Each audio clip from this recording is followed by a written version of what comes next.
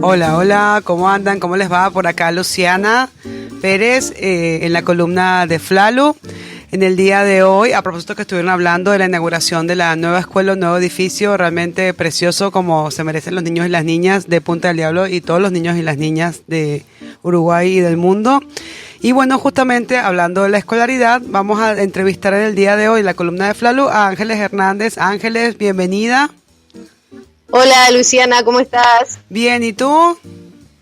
Bien, muy bien, por suerte. Me alegró mucho. Bueno, Ángeles, ¿quieres presentarte para que ante la audiencia para que conozcan un poquito tu trayectoria y quién eres desde el lugar que estás compartiendo con nosotros y nosotras hoy? Sí, cómo no. Bueno, como tú dijiste, mi nombre es Ángeles Hernández.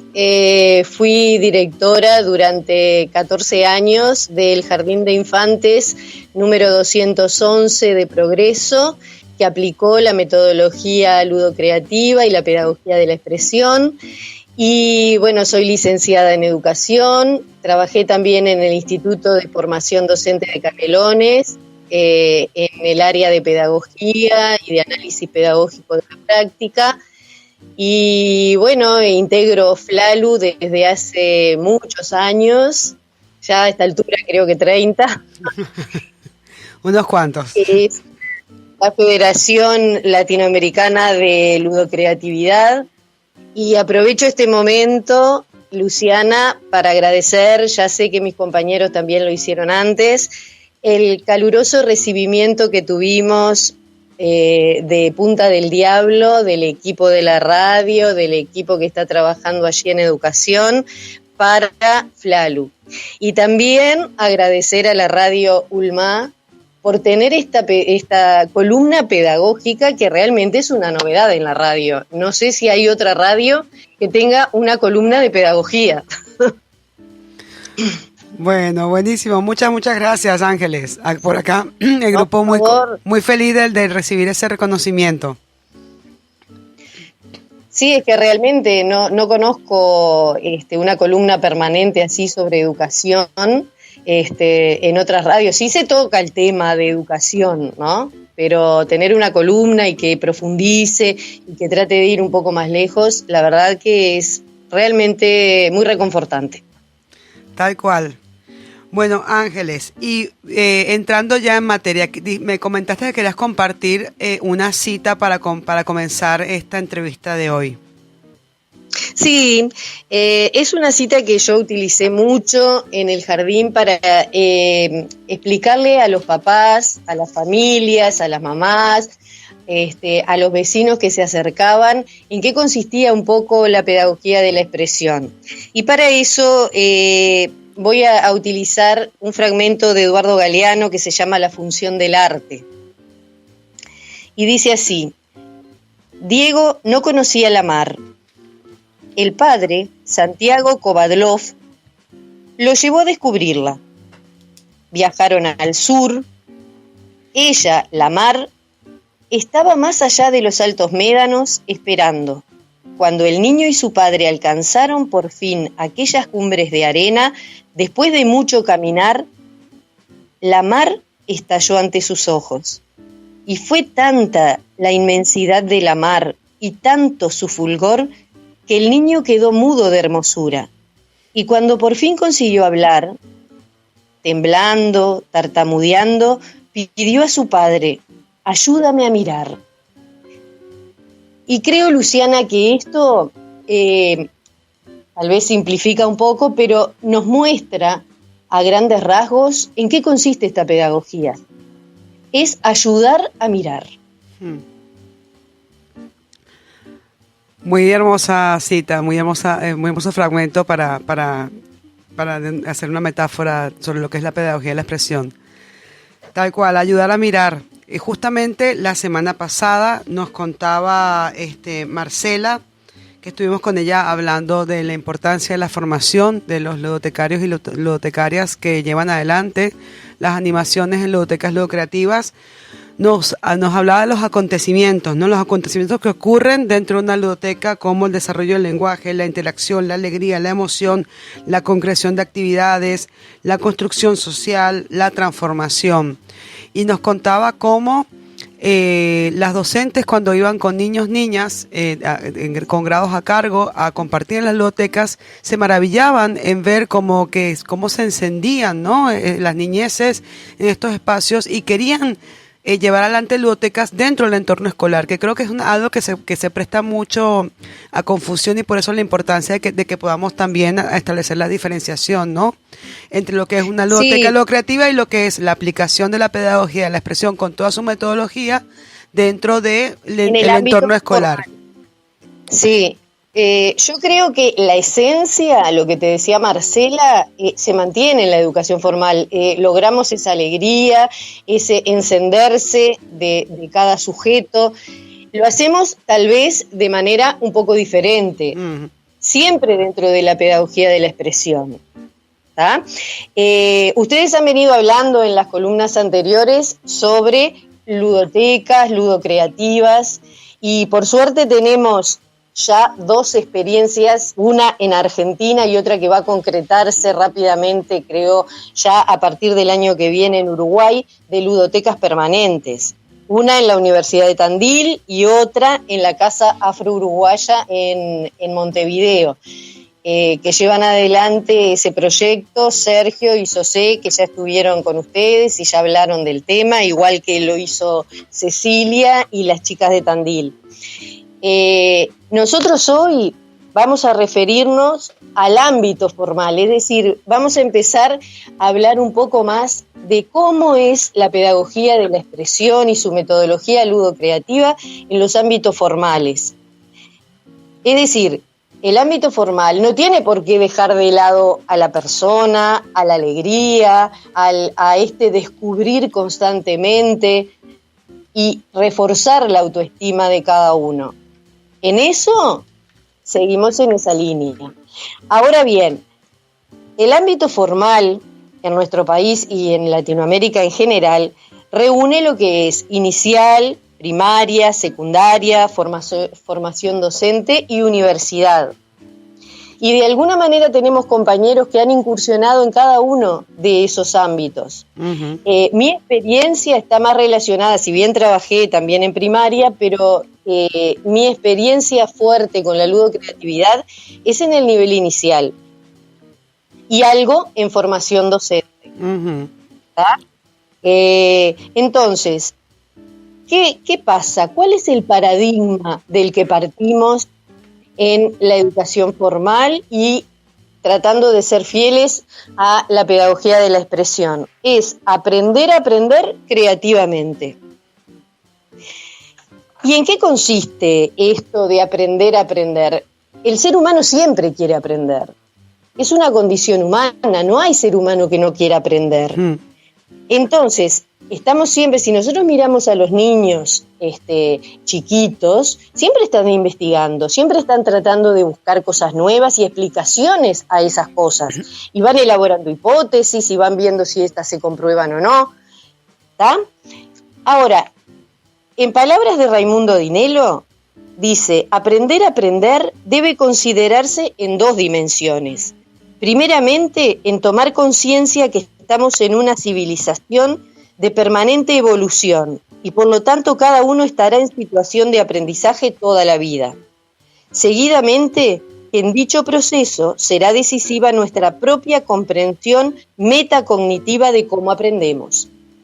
Y tú sabes que es increíble, pero se logra con niños pequeños el que ellos miren cómo aprenden. Es maravilloso. Es realmente sí, es maravilloso. Total, pensando en que personas adultas todavía no logramos conectar con cuál es nuestra forma preferente o que facilita el aprendizaje, y eso es importantísimo, conocerse, conocer cómo aprendo para saber cómo puedo ser autodidacta, ¿no? De alguna manera. Claro, e incluso los docentes tener conciencia cabal de qué método es el que están utilizando en su tarea diaria. Que también a veces te dicen, bueno, no, porque yo utilizo un poco de este método, un poco de este otro. Y digo, no tenemos como claridad en el camino que queremos seguir. Y el método es el camino, ¿no? Totalmente. Para lograr determinados fines.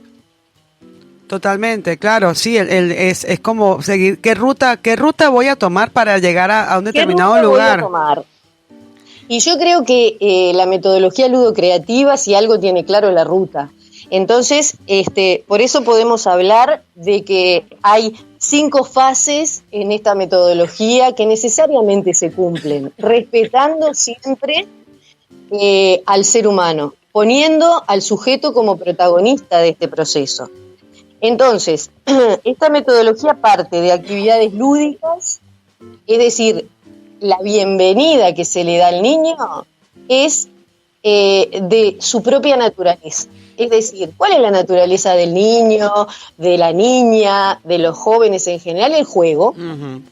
El juego que está tan olvidado en esta civilización occidental o que se deja solamente a algunos ámbitos. Entonces, el recibirlos con juegos, con diversión, con alegría, ya nos predispone muy favorablemente a los aprendizajes.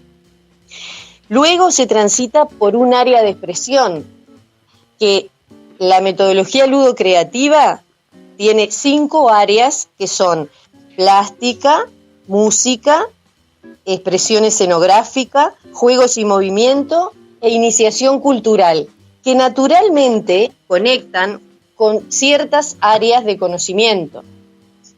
Pero no necesariamente nos quedamos en esa área de conocimiento porque, bueno, si ponemos muchos objetos sabemos que vamos a estar muy cerca de la lógica matemática. No, también se abren nuevos caminos a otras áreas de conocimiento. Y así naturalmente se va pasando de la expresión creativa al conflicto, porque surgen inquietudes, surgen dudas, y ahí surge el conflicto pedagógico, que nosotros decimos es la puerta de entrada al conocimiento. ¿Por qué? Porque cuando se nos presenta una dificultad, tenemos que resolverla y tenemos que revisar nuestro repertorio de situaciones anteriores, de lo que utilizamos. Bueno, si no da resultado en esta oportunidad, hay que innovar, hay que buscar nuevas maneras y hay que experimentar. Y ahí la conexión con el método científico que nos lleva a la información y a la experimentación, a elaborar hipótesis y procurar responderlas. Y naturalmente, a partir de allí, y en conjunto con los otros, llegamos a la sistematización y a la conceptualización. Bien. Esto está explicado muy rápidamente, obviamente. Sí, claro. Si vos querés, Luciana, profundizamos en alguna de estos momentos. Me parece interesante como eso, repasarlo para también poder dar claridad a quienes nos estén escuchando. El inicio lúdico me parece bien importante lo que planteas porque además pareciera que la lúdica ha quedado únicamente restringida a lo que tiene que ver con el juego, el videojuego, el usar un aparato electrónico para jugar como si no hubiese un cuerpo entero que necesitase también todo lo que es el movimiento a través del juego, ¿no? Y eso es bien interesante. El juego implica movimiento. Y el movimiento, que es acción, anima, impulsa el cuerpo, irriga el cerebro, la sangre fluye y los sentidos están atentos. Todo eso representa la alegría de estar vivos. ¿Y cómo debe ser ese juego? El juego, nosotros, por ejemplo, en el jardín procurábamos que fueran juegos creativos, juegos de integración social, no donde se tenga que repetir necesariamente lo que hace un recreador que nos va indicando, sino más bien, por ejemplo, una mancha, donde todos puedan ser protagonistas por un ratito, de soy el que mancho, o soy yo el que le pongo la cola al zorro, o se la saco. Claro. Y en esa interacción ya se va viendo la modificación, porque si yo estuve jugando con todos mis compañeros, me divertí, transité un momento de plena alegría, después no me voy a negar a trabajar con él en el aula. Claro, no, y yo digo en primera persona, recordando cuando los inicios lúdicos, cuando tuvimos la formación acá en Punta del Diablo, lo que nos divertimos corriendo, jugando a esa mancha ducha, que además la hemos usado un montón en los diferentes espacios de educación, porque es divertidísima. y realmente te pone ya en una sintonía, te energiza, bueno, ¿y ahora qué? No, esa es como la postura que tiene, en la que te pone, en la que quedas luego de un juego. Pues estás esperando que viene, ¿no? Porque esto es maravilloso, qué lindo momento que pasamos. Tal cual, aquí está Sol. Entonces, qué mejor Ángeles, que empezar así. Ángeles, ¿cómo estás? Te quería hacer una pregunta, porque también hay algunas instancias para quienes estamos trabajando, o jugando, o educando y compartiendo con las niñeces, que a veces se nos pone en algunas situaciones un tanto intrincadas. ¿Qué opciones da la ludocreatividad, la pedagogía de la expresión para aquellas niñeces que por ahí en algunas instancias no quieren hacer los inicios lúdicos por los motivos que sean, ¿no? Porque le parece aburrido, porque creen que tienen una edad avanzada para ese juego, lo desestiman? ¿Qué hacer con esas niñeces que prefieren quedarse a un costado y que no participan del inicio lúdico, entonces se corta un poco ahí esa cadena de los 5 pasos?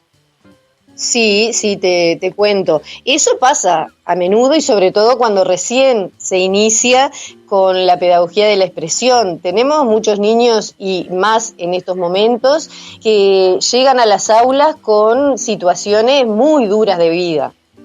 Y que muchas veces no es que no quieran participar, sino que a veces su situación psicológica, personal, no les permite. Pero no conozco ningún niño que después de varias instancias de propuestas de juego no se enganche en el juego. Primero, se puede hacer el distraído, que quiere participar, pero de a poquito, y cuando ve que todos sus compañeros están disfrutando, no se niegan al disfrute. No sé, Sol, si te ha pasado que permanezcan en esa actitud.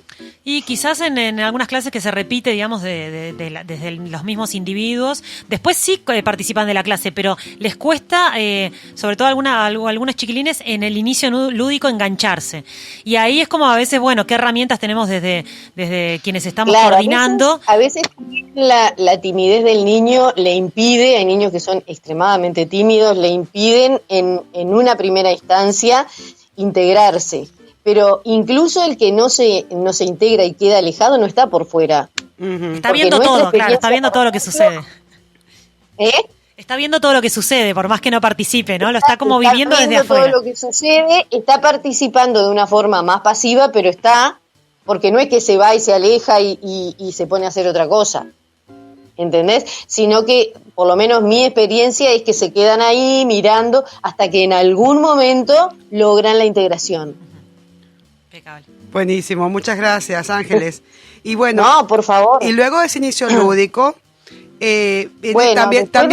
también jugar, reflexionando sobre esto que decía Sol, también jugar es como hay que recuperar el ritmo de jugar, ¿no? Hay que entregarse a jugar. De repente, si logramos generar un ritmo en el cual ya los niños y las niñas saben que llegan todos los días a cada actividad, a un juego, a una propuesta lúdica, también es como que ya más allá de las diferentes particularidades personales que acompañan a cada niño, a cada niña, finalmente va a llegar el momento en el cual van a incorporarse con alegría a esa instancia. A veces pasa eso, que mucha gente genera desconfianza o de repente estamos acostumbrados no estamos tan acostumbrados a la grupalidad, jugar con todos y todas, ¿no? Como nos contaban, por ejemplo, el año pasado que jugaban toda la escuela, la ludocreativa, y la maravilla que debe ser ver jugar a una escuela entera, ¿no?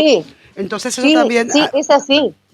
Entonces, es así, Luciana, porque tú llegás cuando está toda la institución embarcada en la misma pedagogía. Tú sabes que llegan, dejan sus pertenencias y salen al patio a hacer la bienvenida lúdica. Claro. ¿Entendés? Y de repente tenés varios grupos integrados o no integrados, pero trabajando en distintos lugares del patio con una propuesta de juego. Claro, entonces... Y no es que se interfieren, claro, capaz que si esto lo decís así parece que es un relajo, que bueno, cada uno hace lo que quiere. No es así. Si vieras qué armonía y qué buena disposición y qué alegría se ve desde afuera, es increíble. Seguramente, y capaz que claro, y es también el entrenarse a funcionar así, es como un hábito que se va generando. Sí, sin duda. Y además los docentes tenemos que también desaprender algunas prácticas para lanzarnos a esto realmente de una forma dinámica. Claro. Porque el docente no es que propone el juego y se queda mirando, participa. A veces le toca manchar, a veces le toca correr, a veces le toca darse la mano con los niños, a veces... Y a veces los grupos se integran y son dos docentes trabajando simultáneamente. Claro, y también es importante otra cosa que creo que se habló anteriormente, que es que no es que es un juego, no es que es un juego como para distraer y bueno, después sí vamos al trabajo serio, y tampoco es que es un juego que tenga que tener necesariamente vínculo con el desafío creativo. No, no es que yo hago una ronda para dar la circunferencia. No es así. No, te lo pongo, yo sé que queda gracioso, pero te lo pongo a grandes rasgos porque a veces el juego también es usado como lo que antes se decía la motivación para dar determinado contenido. En este caso no es así. El juego tiene una finalidad en sí misma que es el disfrute. Y nada más que eso. Persona disfrute, se sienta recibida, se sienta respetada en su identidad y la recibimos como es, con la heterogeneidad del grupo, con la diversidad con la que se presenta. ¿Tá? Y después sí, pasamos al desafío creativo, que esa sería el segundo momento. Ese segundo momento puede ser cualquiera de las 5 áreas de expresión. Cualquiera de las 5 áreas o incluso a veces integrar 2 áreas, ¿sí? Entonces, ¿qué hace el docente? Ya preparó un campo pedagógico donde hay objetos que no son estructurados. Objetos que puede ser material de desecho, material aportado por los mismos niños en distintas circunstancias, como rollitos de papel higiénico, cilindros, papel de diario, pinturas, bueno, infinidad de cosas. Y entonces, esos materiales están allí presentados y el docente va a plantear un desafío creativo. ¿Qué es el desafío? Como la palabra lo dice, es una incitación a hacer algo, una invitación a hacer algo. Puede ser una máquina fantástica, una travesía, ¿tá? La consigna no tiene que ser una consigna demasiado elaborada y larga, sino que tiene que ser concreta, concisa, pero que invite al hacer. Que el hacer es la primera etapa. Vamos a hacer con las manos, vamos a modificar esos objetos a partir del desafío que se da. Entonces, se produce un proceso de transformación de los objetos. Si yo tengo allí cajitas, cartones, botones, no sé qué, y tengo que hacer una máquina, pero no la voy a hacer yo solo. La voy a hacer en equipo, la voy a hacer con 4 o 5 compañeros más. Entonces me voy a tener que poner a trabajar y son varias mentes pensando y donde necesariamente se tiene que dar la comunicación para poder concretar el desafío. Claro. Y ahí es como naturalmente y mágicamente se produce esa conexión. Claro, hay que ponerse de acuerdo, que hay que llegar a un consenso para ver qué hacemos, y ocurre a veces que en esos desafíos seguramente alguna se enoja o se siente que dejado por fuera. O sea, como que hay un montón de cosas sociales que pasan que tienen que ser resueltas para poder llegar a concretar el desafío también, ¿no? Sí, y bueno, y al transformar los objetos se produce una transformación externa y simultáneamente interna, porque en nuestra cabeza también se produce una transformación. Claro. Porque tenemos que poner en contacto muchas cosas allí para llevar a cabo el desafío. Y si no se puede concretar el desafío, porque bueno, hay desavenencias que a veces pasa al principio, o la máquina nos quedó a medio hacer, o no nos funciona como queremos, eso es una buena oportunidad, es un conflicto que nos abre una puerta. Claro.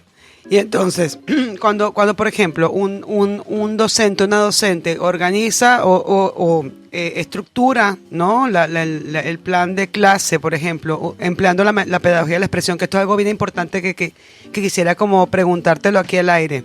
Sí, Bueno, pensamos en un inicio lúdico, pensamos en un desafío creativo. Sí. Ahora, el conflicto pedagógico no tenemos idea de lo que va a pasar, porque justamente surge de eso. No podemos ir con el librito abajo del brazo, bueno, aquí va a pasar esto y yo voy a llevar por este lado la situación, no, que es mucho lo que nos lleva la didáctica, a pensar que nosotros podemos guiar todo un proceso. Exacto.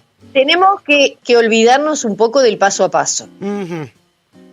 Es decir, yo hago esto porque después va a suceder esto y yo introduzco incluso el conflicto y después veo cómo lo resuelvo y llego a tal cosa. No es así. Claro. Yo no sé qué conflicto va a surgir. O sea, nosotros lo que hacíamos en el jardín era planificar lo que tú decís. La bienvenida lúdica, el desafío creativo y hasta ahí. Después, las maestras, en función de los conflictos que iban surgiendo, hacían un registro de esos conflictos y después se veía cómo se continuaba de acuerdo a los conflictos surgidos. Bien, y entonces, por ejemplo, una secuencia lleva varios días, ¿no? Porque de repente llegar a identificar el conflicto, bueno, y del conflicto surge que queremos saber, voy a dar un ejemplo que me surgió hoy, trabajando de manera particular con un alumno, de, bueno, ¿y qué es lo que tiene? ¿Por qué se rompe la botella? Estábamos hablando de la dilatación térmica, ¿no? Y estábamos leyendo, bueno, que el agua, cuando se calienta se expande, cuando se enfría se contrae, pero cuando yo pongo una botella en el freezer, porque se rompe la botella de vidrio si supuestamente se contrae. Esa pregunta que ocurre es ya un conflicto pedagógico y que evidentemente vamos a tener que buscar investigar y hacer pruebas y experimentaciones para ver qué es lo que pasa, ¿no? ¿Por qué? ¿No? Estamos estudiando en realidad de ciencias físicas las escalas termométricas, pero eso nos va a llevar varios días. Entonces, al día siguiente que nos volvemos a encontrar y que vamos al proceso de experimentación, ¿volvemos a pasar por el inicio lúdico, por el área de expresión, o cómo sería después el continuar una vez que tenemos? Ajá, bien. Sí.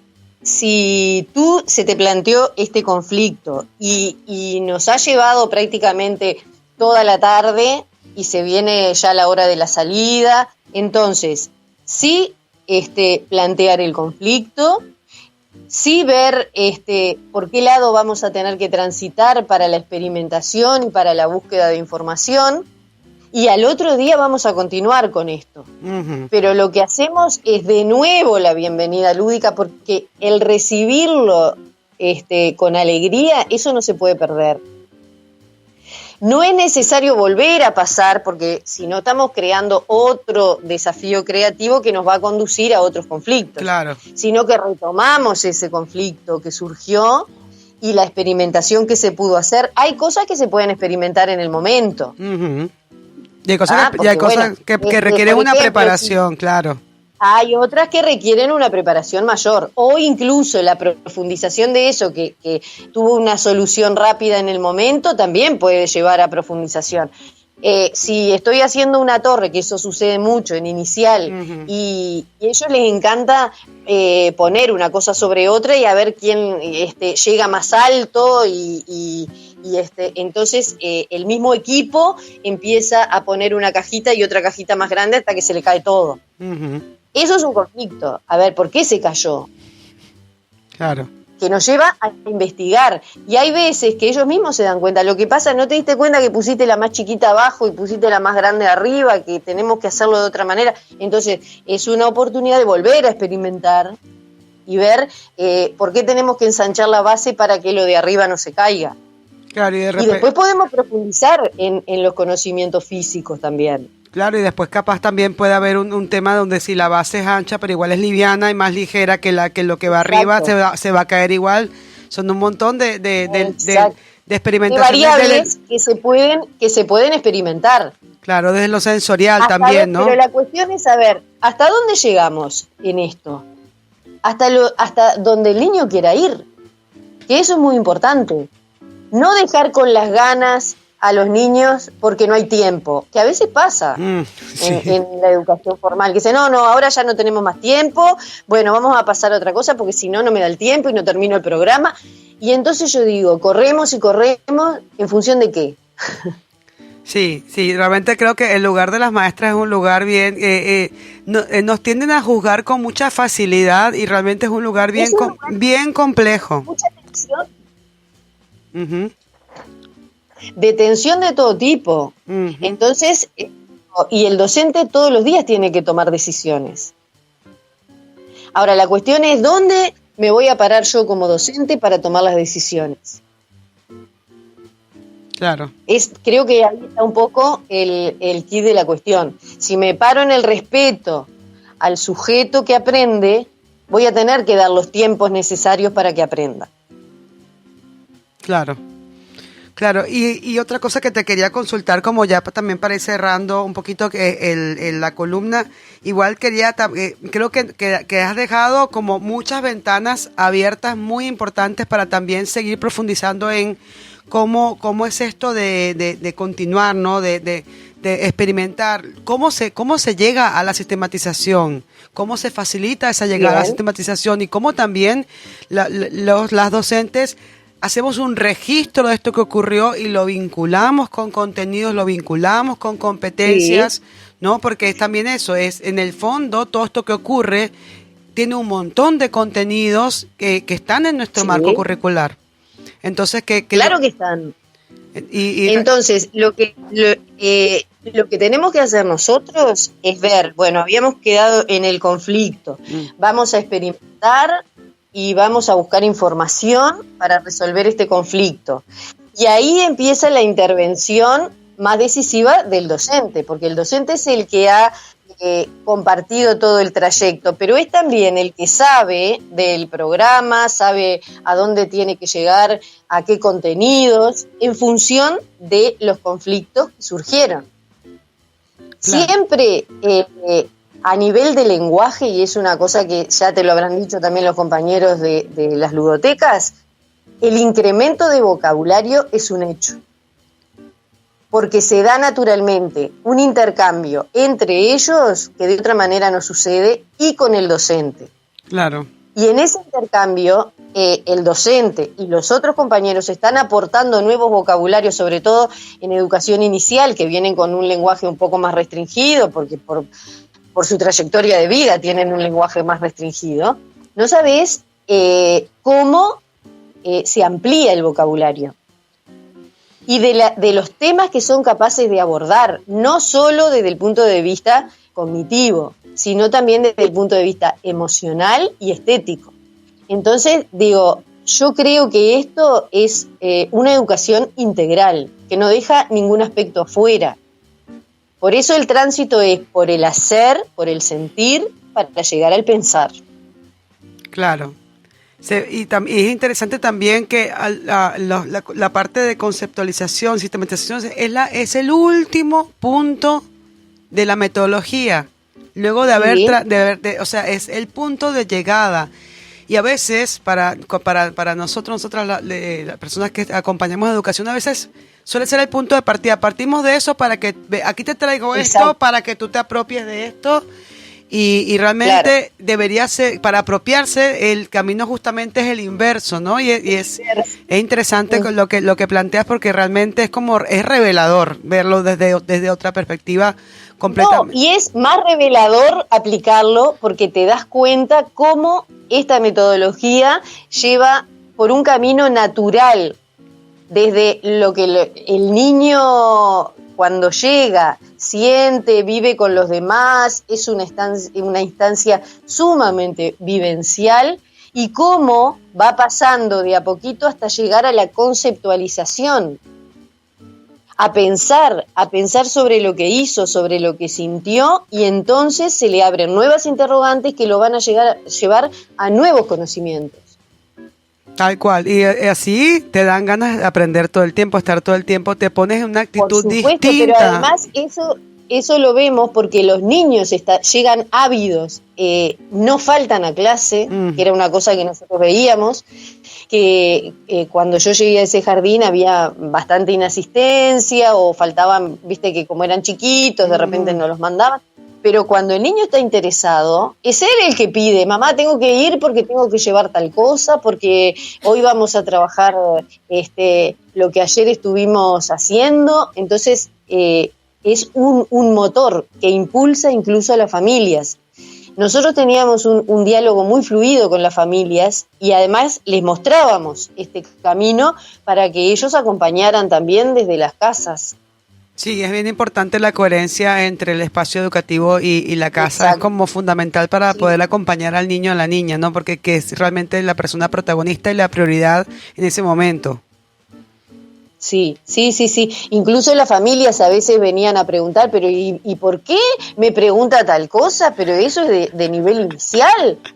Y bueno, tal vez no sea de nivel inicial, porque además ahí tú ves la creación de currículum que se da. Porque claro, hay un currículum base, pero muchas veces se traspasan esos límites.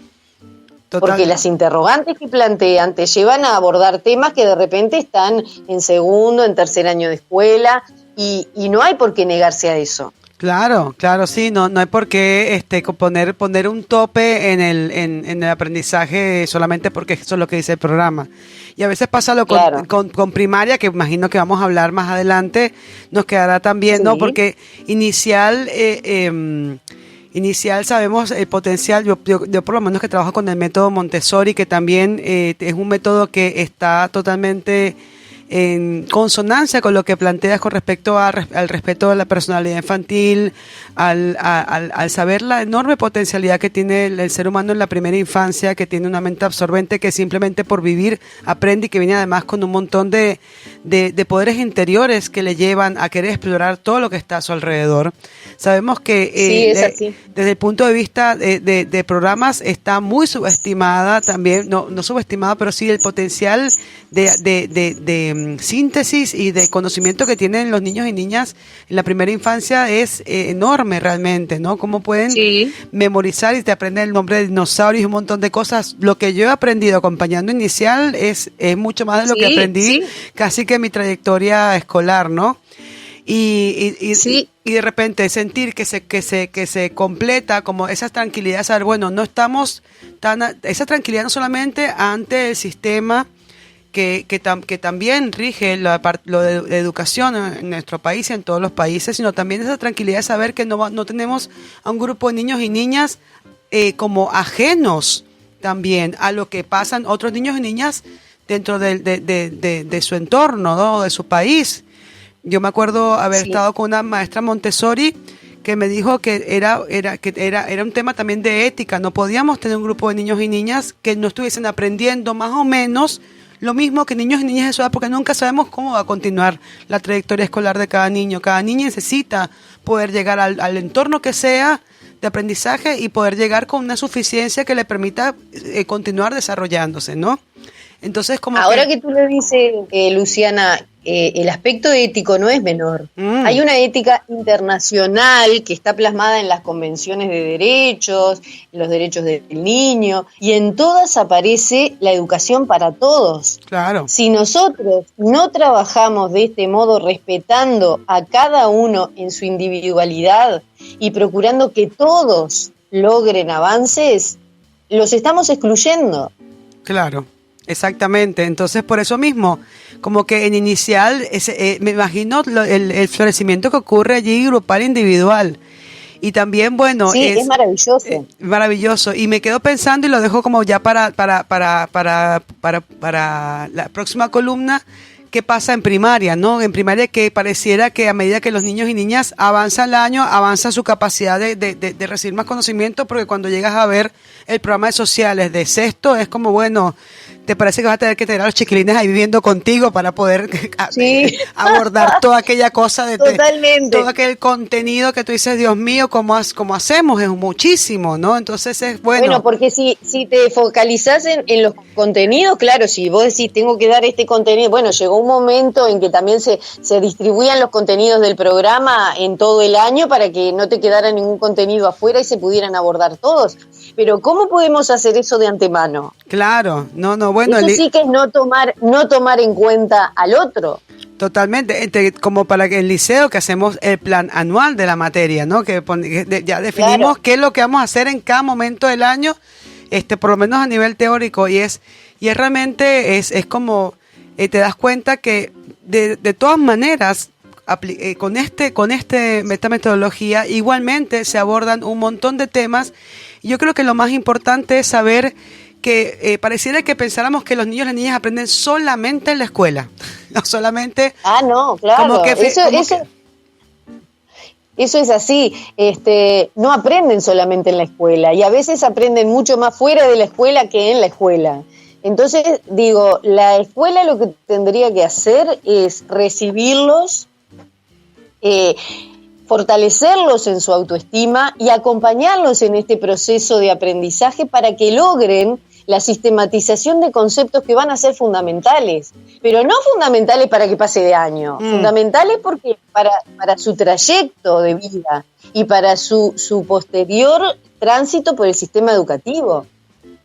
Bueno. Pero eso tiene que ser de una forma natural sin dejar ningún aspecto afuera, digo, porque lo emocional es un aspecto tan fundamental como lo cognitivo y en general ahora se le está dando un poco más de importancia, pero no se integra al proceso. Siempre sigue quedando como una materia, como algo una aparte. Materia aislada. Claro, como algo Entonces, aparte, voy a trabajar hoy educación emocional y bueno, voy a dar hoy tal emoción y mañana tal otra.